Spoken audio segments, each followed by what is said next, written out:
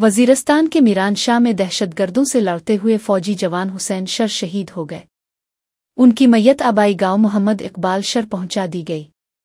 शहीद हुसैन शर की नमाज जनाजा में सियासी, समाजी, सहाफ़ती बरादरी के नुमाइंदगान और पाक फ़ौज के अफसरान और जवानों ने शिरकत की।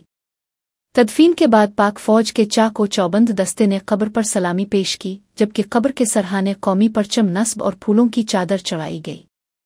लवाहिकीन का कहना था कि जुदाई का दुख है, लेकिन शहादत पर फ़ख्र है।